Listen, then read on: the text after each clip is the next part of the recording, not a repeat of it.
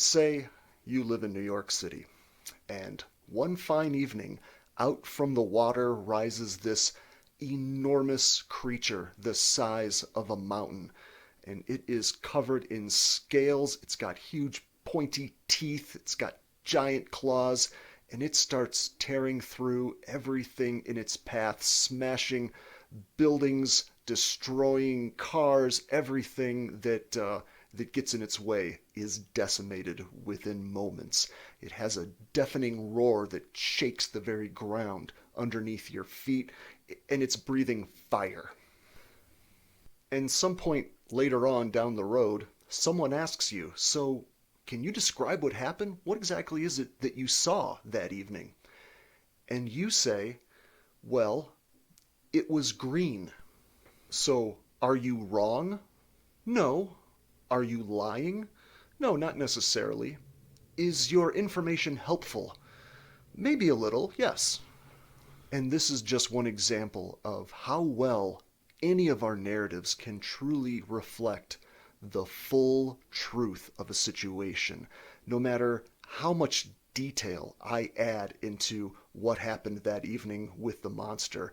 The listener is never going to get the full picture of exactly what happened. And at best, this is how well our narratives work. All of them.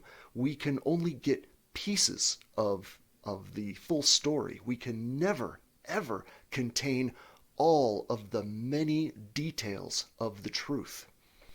So people are starting to ask me, I'm getting a lot of questions through emails and whatnot about, well, what about the good narratives? What about the good stories that we have in our heads? Do we have to drop those as well in order to enter this state of consciousness that you keep referring to? And I'm going to keep going back to this analogy that no matter how good your story is, no matter even how positive it is, I wouldn't get too wrapped up in it. You don't want to identify with any of your stories, with any of your narratives too strongly, because all of them are limited. None of them ever contain the full picture. So it's a simple matter of paying attention to the present, paying attention to what is, and not giving over all of your attention to all of the stories and the internal narratives that we are carrying in our imagination and our memories. They're never going to reflect the full truth, no matter how accurate, no matter how strongly we desire to reflect the truth. No narrative can ever reflect the full reality of the present, of what is taking place in the moment.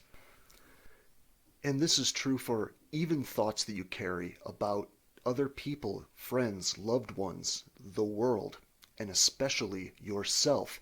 Any of the thoughts that you hold on to can never reflect the full reality of what is actually true for you.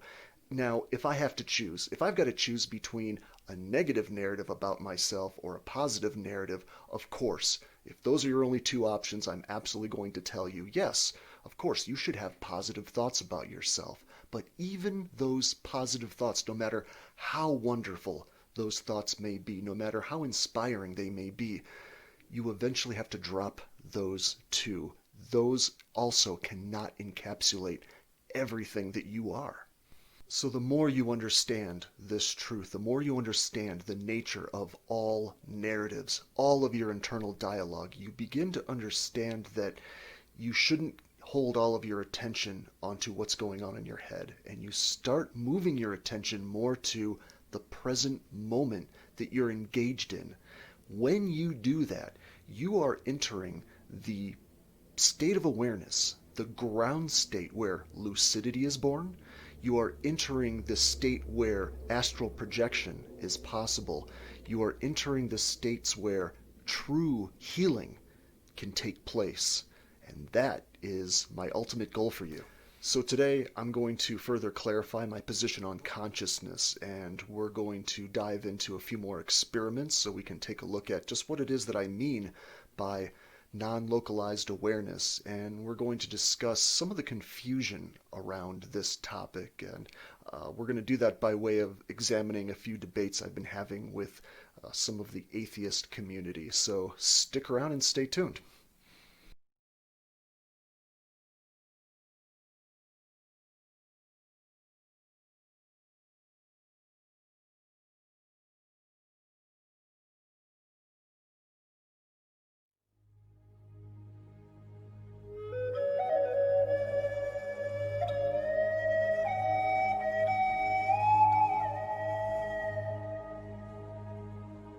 With over 30 years of first-hand experience with lucid dreaming, radical healing, astral projection, and paranormal states of consciousness, I've come to develop a unified theory about the mechanics behind all of these fantastic powers, which everyone has access to.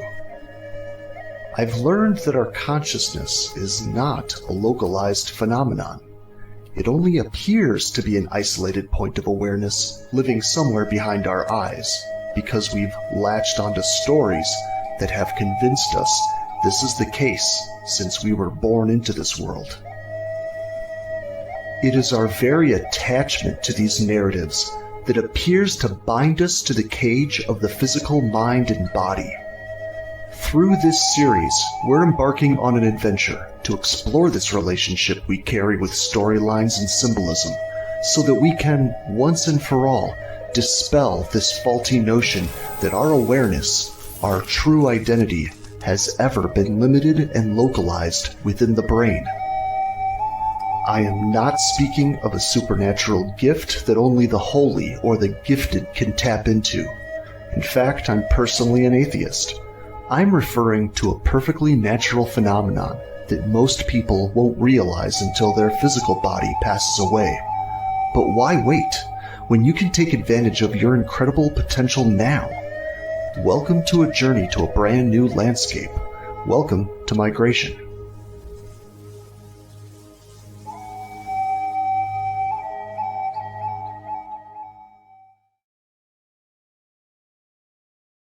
Yeah, it's our dream house. Just a stroll across the water. Let's take the shortcut.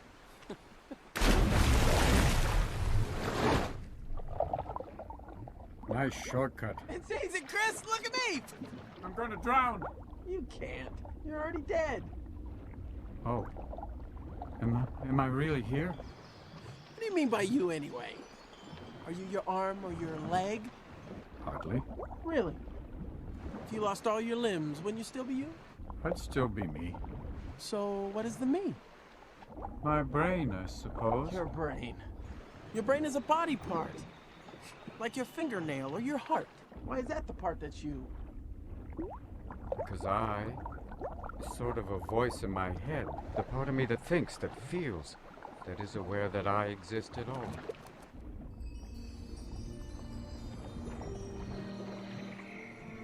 So if you're aware you exist, then you do. That's why you're still here.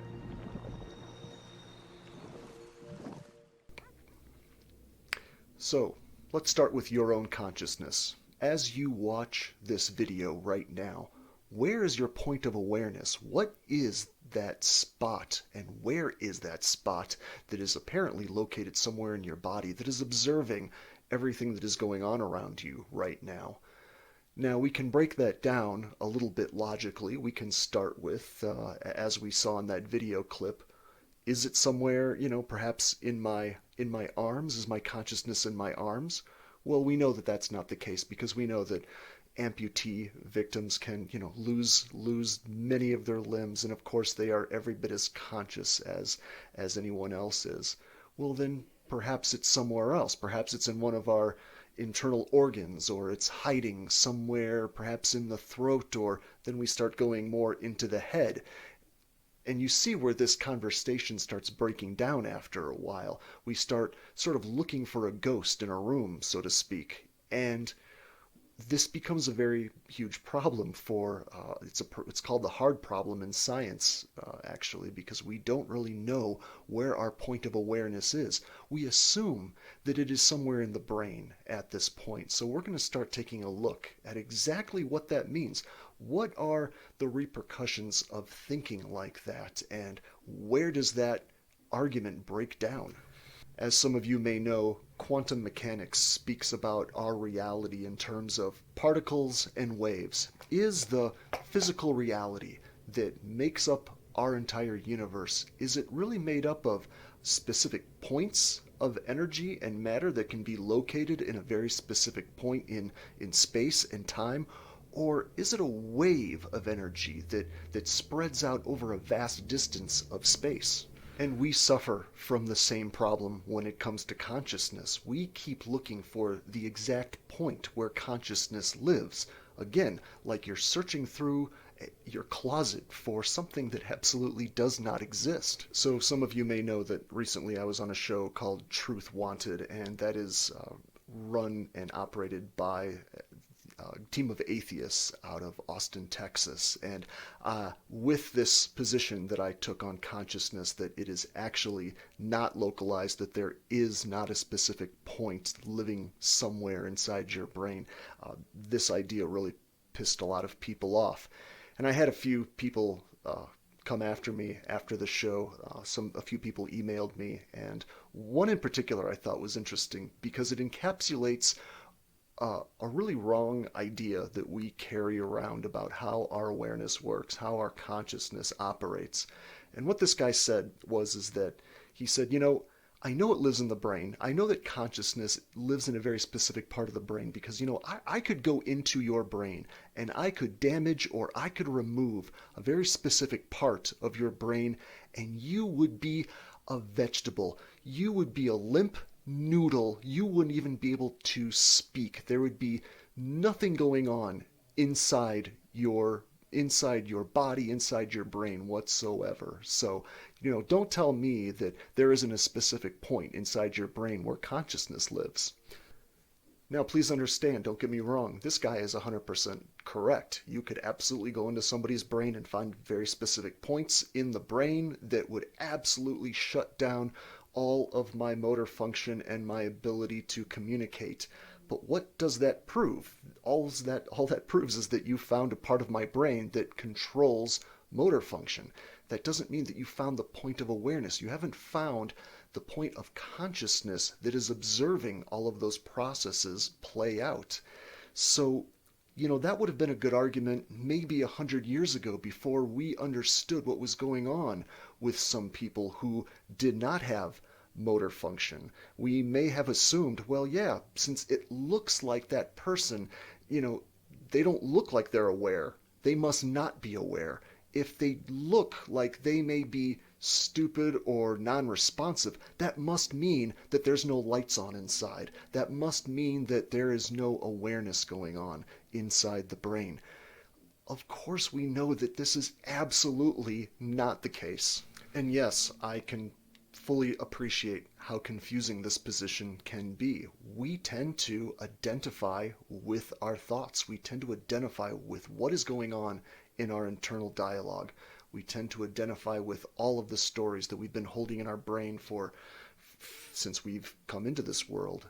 But hopefully, when you start doing some of these meditation practices, like I've been suggesting in my books and in some of my other videos, you're starting to realize that what you are is an awareness that is observing all of these thoughts go by. If you are able to stop during some of these meditations and realize, oh, now I'm thinking again, now I'm distracted again, or now I'm having a thought about this, or now I'm having a good thought about this, or a bad thought about that, you are not the storyline. You are not the narrative that is streaming through your brain. You are obviously that which is observing all of these passing phenomena that is going on through your head. You are that which is going, oh, I'm distracted by a thought. There is consciousness, and then consciousness is observing even your thoughts. So that's why I keep coming back to the position that you are not your story, truly. I don't mean that metaphorically. You are truly not what you think about yourself. You are truly not what you think about anything in your world. You are something that is observing all of this happening. Because of that confusion, that is why my position on this is getting confused all the time. This is why people misunderstand when I talk about don't get involved too closely with a spiritual narrative or religious narrative or a philosophical narrative. They confuse that with me bashing spirituality or religion. I had some people comment after one of my episodes where I said, don't get too caught up with a narrative about yoga. And they had this notion that I I hated yoga or I hated all spiritual practices or whatnot. And that's absolutely not the case at all. I have, through my development, yes, I am currently an atheist, but through my development, I have gained incredible wisdom from the spiritual community, from the religious community, from the philosophical community, but also the scientific community. My teachers throughout my journey have been people like Eckhart Tolle, Gangaji, Adyashanti, Sri Ramana Maharshi. But my teachers have also been the theoretical physicists like Brian Greene and Lawrence Krauss and evolutionary biologists like Richard Dawkins. So my my teachers have been wide and varied. I'm simply saying that don't cling to any specific narrative about anything. Again, it's all a green monster. All of it is it's never going to contain the full truth of your experience of who you are and the truth of reality. So my simple point is don't cling to these narratives too strongly. My father is actually a hatha yoga instructor outside of Chicago. I practice yoga almost every day. Yoga is fantastic. It makes my body feel better. But anything that I would tell you about yoga is never going to encapsulate all of the many benefits, all of the healing properties, the history and the culture behind what yoga has been. So I simply am saying don't get caught up with any particular narrative about any of it. So because of this confusion between what our consciousness is and what our thoughts are and what the rest of the world is, we confuse our stories about things for the actual things all the time. This happens constantly. Now, hopefully when you step back and you do some of these meditation practices, you can say, oh yeah, that's right, I'm observing my thoughts. I'm something that is observing my thinking and my emotions and my body and everything that's going on outside of me. I want you to think about one of the last meditation practices that I gave you. If you've not watched part 5, take a look at part 5 where I lay out a meditation where you bring your attention to the emptiness around you, where you bring your attention to the space around you. And of course, those of you in the know will know that that's essentially a Zen Buddhist meditation that I handed you there. But when you do that meditation, I want you to also pay attention to when you are doing your walking awareness meditation, pay attention to what happens when you come across another person. What happens to your internal dialogue? What happens to your mindset when you come across somebody else? I had somebody email me and they said, I got kind of distracted. I was able to get into this space you were talking about, but then, somebody passed me and then I suddenly got sort of self-conscious, which has been given a bad name. But they said, I immediately felt like, that person's going to think I'm weird. I'm not really doing anything. I'm out here. I'm not walking my dog. I'm not staring at my phone. And I kind of felt that person was looking at me like, what is that person up to? And I want you to notice a couple of things about that. First of all, how strange it is that we need to immediately categorize people's behavior all the time. When we see someone out in public and we cannot immediately identify what that person is doing, we start feeling a little bit of that fear, a little bit of that uneasiness, that chaos that we've been talking about. I used to get this all the time when I used to do that meditation practice in a different part of the town that I live in out here in Colorado. And it was a higher end town where you don't really have as many people walking around at night. And when I would do this, I would just be walking. I usually do that practice at night. It's quieter, there's less distractions. But I noticed that every once in a while the local police this happened several times where they started keeping a closer eye on me. I started noticing cop cars kind of coming by and kind of slowing down and staring at me. And I know they were trying to figure it out, like, what is this guy doing? He's just walking. He's not out doing something that I can immediately identify. He's not out smoking a cigarette. He's not out walking his dog. He's not staring into his phone. he just seems to be just walking slowly and just enjoying his walk. And it's amazing how concerning this can get for many people when they cannot immediately categorize your behavior. It's a very strange thing. But on another note, I also want you to pay attention to your own mindset of what is it that's going on in your internal dialogue when you pass by somebody else. Let's suppose, that person does actually even kind of give you a strange look, like what's that person doing? They seem to be a little bit zoned out or something. What is going on in your own thinking? How do you handle that? The confusion comes when you start imagining that your problem here in this case is what that person is thinking. This happens all the time. We go, well, I got distracted because that person was thinking poorly of me, or that person, they thought I was being weird. This is the entire confusion that I'm talking about right here, because that is absolutely wrong. That is absolutely not what's actually going on. What you're distracted by is what's going on in your own head about what that person's thinking. You absolutely have no idea what's actually going on in somebody else's head. You will never know what's going on in somebody else's head. You will never know what that person's really thinking about you. Even if they tell you what they're thinking about you, who knows what that person's motivations are? They may be telling you the truth. They may not be telling you the truth. They may not even be aware of what the truth is about what they think about you.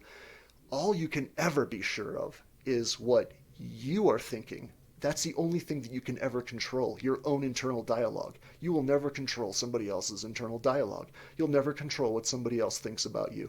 Doesn't matter what you do.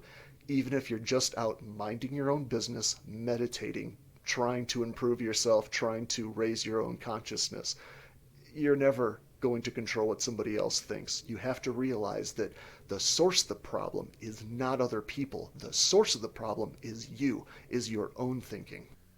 So for those of you who have been following along with this series, that is what I'm going to suggest to you next. I want you to continue doing that meditation that I mentioned in part 5, where you are walking and paying attention to the distance, to the space around you, because as we said, all of our narratives are caught up with our things, with people, with ourselves.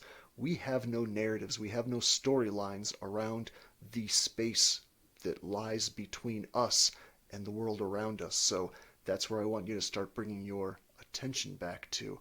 Start bringing your attention back to the distance, back to the emptiness. That is what is going to help realign you with this truth that we've been talking about. And if any of this is becoming confusing at all, what does any of this have to do with lucid dreaming? What does this have to do with that space that we keep talking about? Remember what we are trying to do. We are trying to realign our awareness, not just when we are asleep, but all the time. We are trying to realign our attention to a space that exists where narratives do not have a hold of us, because that is what the first step is to lucid dreaming. When you wake up out of a dream and you realize that you are actually in a dream state, what is happening is that you are dropping a narrative. You are distancing yourself. You are allowing space between your consciousness and all of the many storylines that you carry on about yourself. And that is absolutely what we need to do in order to enter these powers. When you are moving into these spaces where you wake up in your dream states, where you are able to realize that your consciousness is not a localized point, that's where it starts. It starts with the truth, and that truth can never be contained by a storyline or a narrative. It is always, always going to be bigger than that. So don't try to constantly contain everything that's going on in your world with drama, with a story.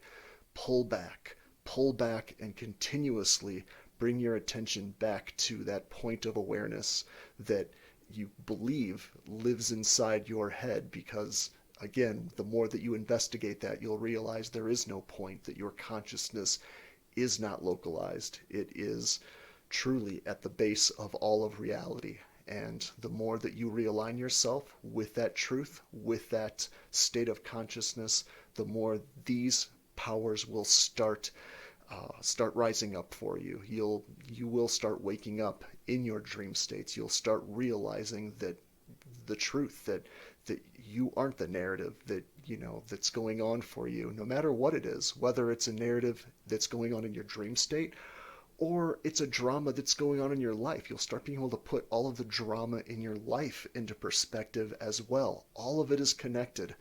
It's all connected to lucid dreaming, it's connected to healing, and it's all connected to what we refer to as astral projection, which is really simply a matter of releasing this notion that our consciousness is encapsulated as a point somewhere behind our eyes. So continue doing these meditations that I recommended in my last video that we just referred to.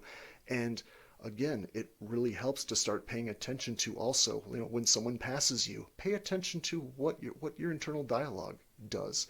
Where do you think the real problem is when somebody perhaps is looking at you strangely? You can use this as a little lesson to say, oh, that's right. The problem is not inside their head. The problem is in my head. That is where your center of control lies. So until next time, thanks so much for watching.